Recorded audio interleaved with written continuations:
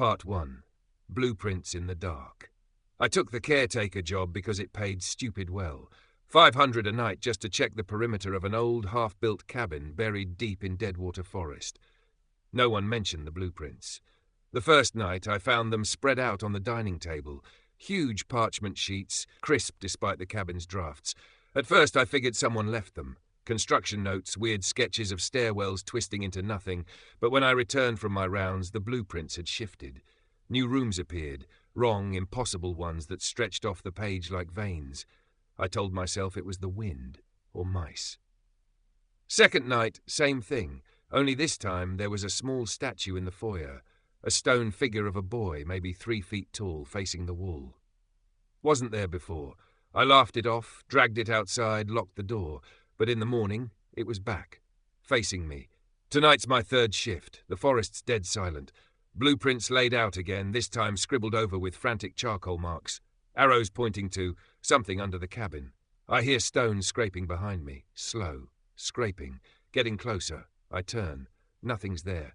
But the blueprints have changed again. Part 2. The statues breathe. I grabbed the blueprints and stormed outside. No way was I staying in that cursed cabin. I stuffed them into my truck, locked the doors, and sat breathing hard in the driver's seat. Then the truck stalled. Dead. Even the radio went out, leaving me in thick, unnatural silence. I flipped on my flashlight, sweeping the tree line. Nothing. No animals. No crickets. Nothing. Then I caught movement by the porch. One of the statues, the boy, standing stock still. Except I swear his head was a fraction closer to the truck than before. I blinked. Shone the light again. Closer. It couldn't be real. I squeezed my eyes shut, counted to 3, opened them. Closer. Now I could see its stone lips, slightly parted. A whisper of breath, cold against the night air. I jammed the keys, tried to turn the ignition. Click, click, click. Dead. The flashlight flickered.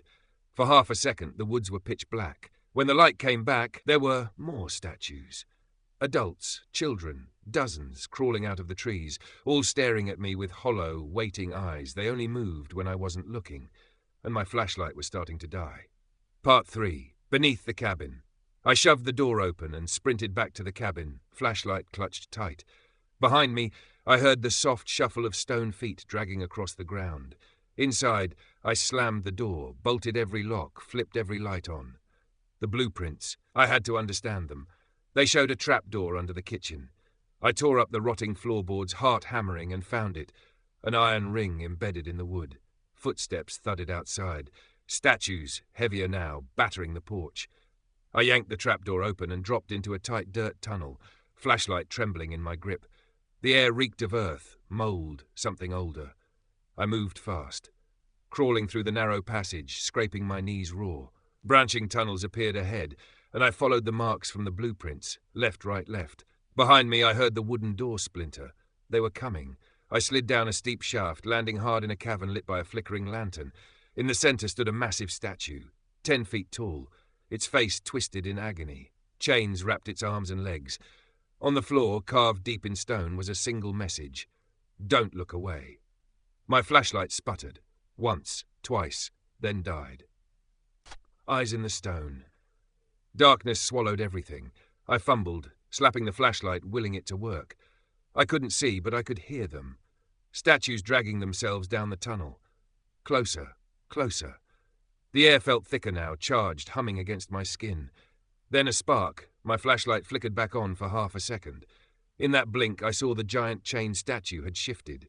Its head had turned, facing me. Its lips moved. A whisper slid through the air like a knife in my ear. Look too long, and you'll stay. The flashlight died again. Panic clawed at my chest. I bolted blindly into another tunnel, hands scraping the dirt walls. But the statues were faster. Every time the dark came, they moved closer. I found a ladder leading upward, slammed my foot on the first rung, climbed like hell. Something brushed my ankle, cold, solid. I didn't dare look down. I burst through a hidden panel in the cabin's fireplace, gasping for air. Light. Blessed light. The statues froze mid-step around me, trapped by the glow of the overhead bulbs. But the blueprints on the table had changed again. This time they showed me, and someone was drawing the cabin door open. Part 5. Caretaker no more. I lunged for the door, slamming it shut just before anything could slip inside. Heart hammering, I grabbed the blueprints. My hands shook so badly the paper crinkled. It was a perfect drawing, the cabin, the tunnels, the forest beyond. But now, a new mark, a circle around the cabin, and dozens of tiny figures. Me, trapped among the statues. I understood then. The cabin wasn't unfinished. It was a cage. Every caretaker before me, every visitor, swallowed whole. Trapped forever inside the blueprints, twisted into stone. The statues weren't just old sculptures. They were people who had stayed too long, looked too long. My flashlight crackled to life again, dim but steady, enough to see the truth. In the corner of the room stood a new statue. It looked like me.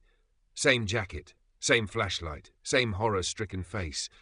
And when I turned my back, even for a second, I could hear it move. Stone grinding on wood. Closer. I can't leave. The forest won't let me. The blueprints won't let me. And I can feel my skin getting heavier, colder, rougher. I'm already becoming part of the next drawing. Soon, someone else will take my place.